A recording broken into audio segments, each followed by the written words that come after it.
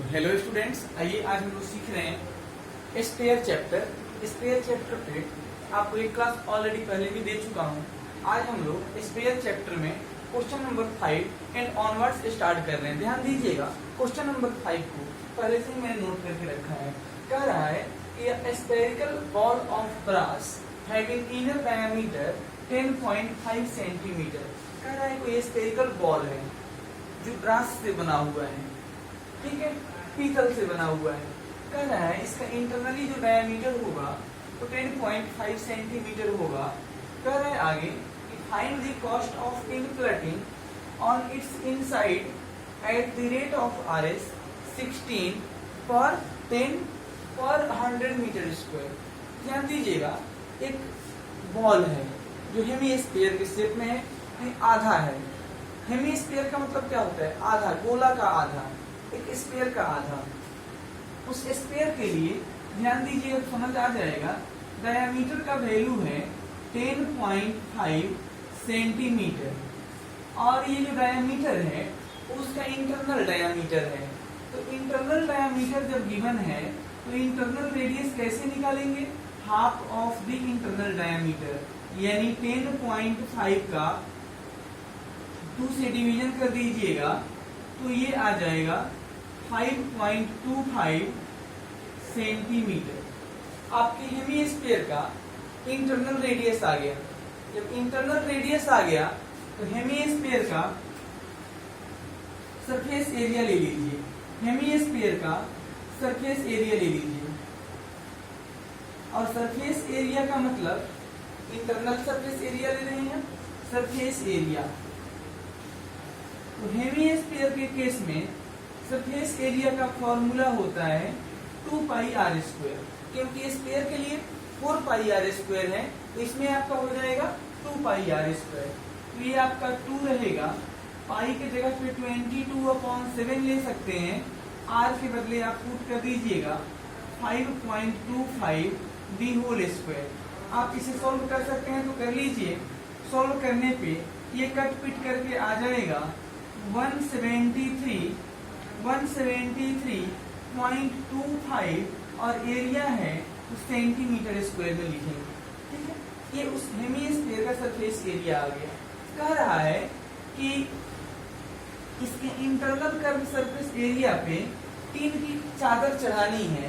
उस चादर को चढ़ाने का जो खर्चा है 100 सेंटीमीटर स्क्वायर एरिया पे चादर चढ़ाने में 16 रुपया लगेगा। हम लिखेंगे कॉस्ट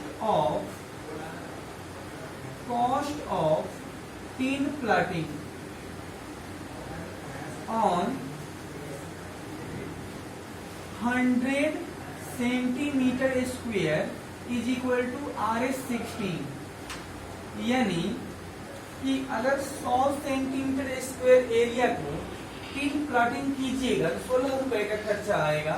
तो हम कहेंगे कि cost of tin plating for 1 metre square, 1 metre square को टिन प्लेटिंग करने में कितना खर्च आएगा? तो 16/100, यानी 16/100 रुपीज का खर्चा आएगा 1 सेंटीमीटर स्क्वायर के लिए।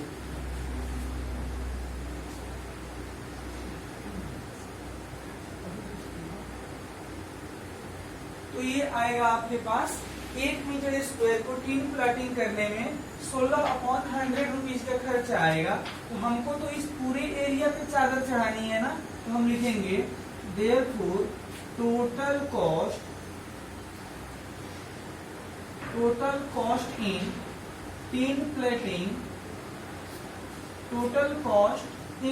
प्लेटिंग ऑफ एरिया ऑफ, आपका जो एरिया है वो लिख लेते हैं यहाँ 173.25 इज इक्वल टू, तो देख लीजिए 173.25 में कितने सेंटीमीटर स्क्वायर को चादर चढ़ानी है? तो 1 सेंटीमीटर स्क्वायर को चादर चढ़ाने में 16/100 रुपए का खर्चा आ रहा था। तो उसमें इससे इंटू कर दीजिएगा तो ये आ जाएगा। आप सोल्व कर लीजिए, तो मैं इसको ऑलरेडी सोल्व करके रखा हूँ। ये आपके पास कट पिट करके आ जाएगा RS 27.72, ये आपके पास लागत आएगा, इतना रुपया खर्चा होगा अगर आप पूरे उसके सरफेस एरिया पे पिन प्लेटिंग करवाते हैं तो इतना रुपए का खर्च आएगा। तो ये है आपके पास क्वेश्चन नंबर 5। अब हम लोग चल रहे हैं क्वेश्चन नंबर 6 को सॉल्व करने। आइए लिख लेते हैं, बहुत छोटा सवाल है, यहीं पे हो जाएगा। यहाँ पे क्वेश्चन नंबर 6 ये कह रहा है find the radius of A sphere. बहुत आसान है, फाइंड करना है radius of a sphere for which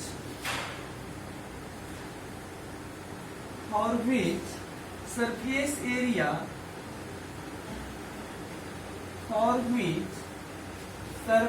area is 154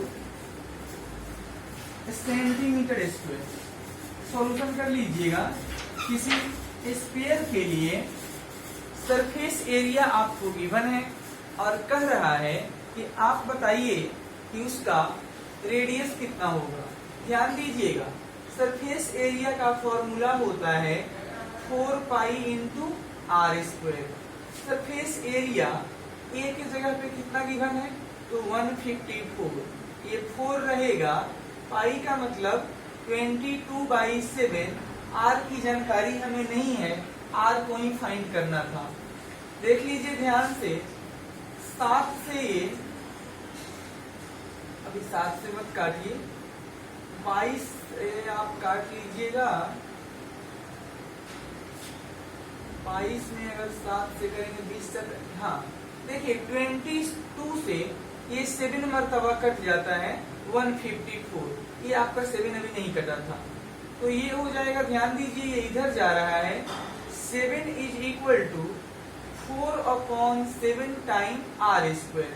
ये 4/7 क्रॉस मल्टीप्लाई कर लीजिए तो ये 49 is equal to 4r square हो जाएगा। और आर स्क्वायर का वैल्यू 49/4 हो जाएगा। और यहाँ से r का वैल्यू आ जाएगा प्लस माइनस √49/4। तो देख लीजिए रेडियस है, निगेटिव वैल्यू हम लोग रिजेक्ट करेंगे, रेडियस कभी निगेटिव नहीं होता है, तो प्लस वाला वैल्यू आएगा 7/2।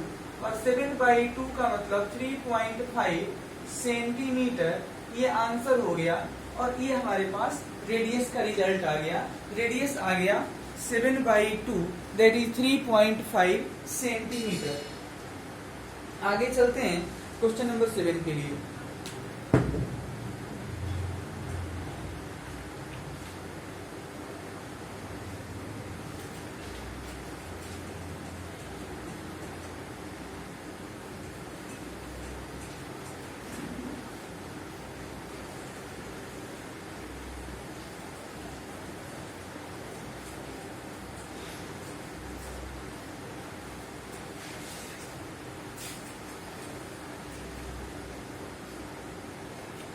अगला क्वेश्चन लिख लेते हैं यहाँ पे 7।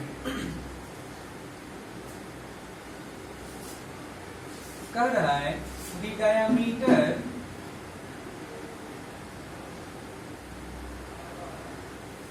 diameter of moon is approximately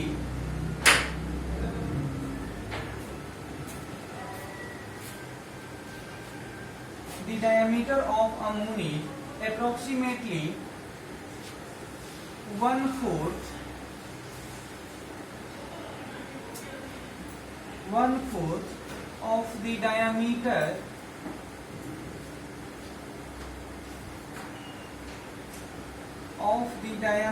of Earth.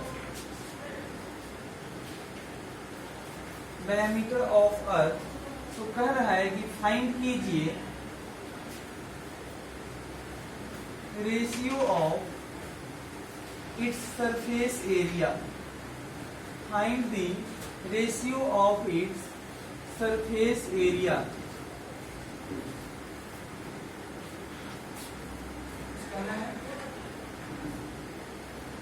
इसके सरफेस एरिया का आपको रेशियो चाहिए। सॉल्यूशन लिख लीजिए, बहुत आसान है। क्वेश्चन अगर अच्छे से समझ में आ जाए तो सॉल्यूशन में कोई दिक्कत नहीं है। कह रहा है कि the diameter of moon is approximately 1/4 the diameter of the earth. यानी मून यानी चांद का जो डायमीटर होगा, व्यास होगा, तो पृथ्वी के डायमीटर के 1/4 होगा। तो मान लेते हैं कि लेट डायमीटर ऑफ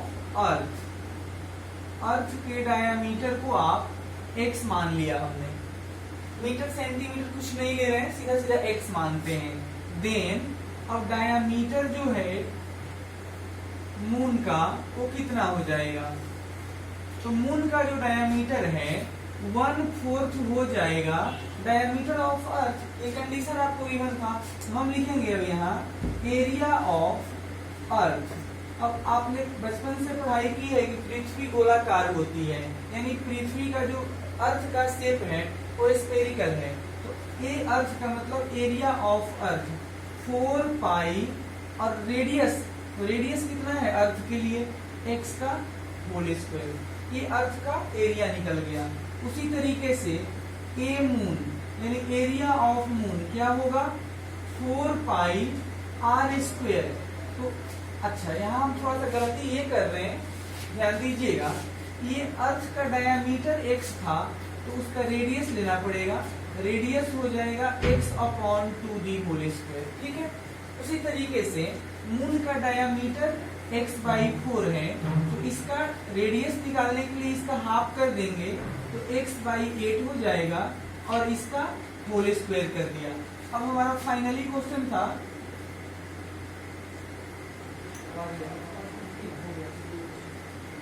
अब इसको फाइनली क्वेश्चन था कि आप फाइंड कीजिएगा ratio of area of earth upon ratio of area of moon. दोनों एरिया का रेशियो लेना था, तो ले लीजिए ये 4 पाई, ये x²/4, 4 पाई ये हो गया x²/4, और ये हो जाएगा 4 पाई, इसका मतलब है x²/64। 4 पाई से 4 पाई को क्लियर किया तो ये हो जाएगा x² अपॉन 4। अच्छा, नीचे भी है x² अपॉन 64, तो ये आएगा x²/4 इंटू आपका ये हो जाएगा 64 अपॉन x²। इसके साथ ये कट जाएगा, 4 से 16 मरतबा कटेगा, तो एरिया आ गया 16/1। आप इसको बोल सकते हैं 16:1। ये आपके पास दोनों के एरिया का रेशियो आ गया। हमको यही काम करके दिखाना था। ये जरूरी नहीं है कि ए अर्थ अपॉन ए मून ही करेंगे, ए मून अपॉन ए अर्थ भी आप कर सकते हैं, कोई दिक्कत नहीं होगा। ठीक है, आगे बढ़ रहे हैं। अब देख लीजिए क्वेश्चन नंबर 8 लिखते हैं यहीं पे।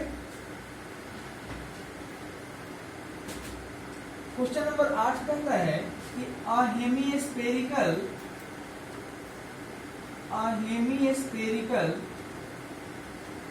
ball is made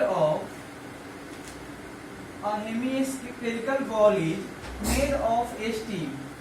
कोई हेमीस्फेरिकल शेप का बॉल है जो स्टील का बना हुआ है।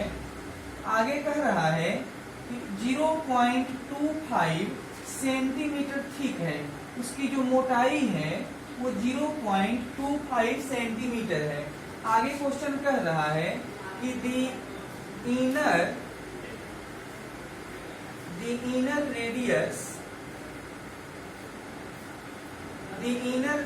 of the ball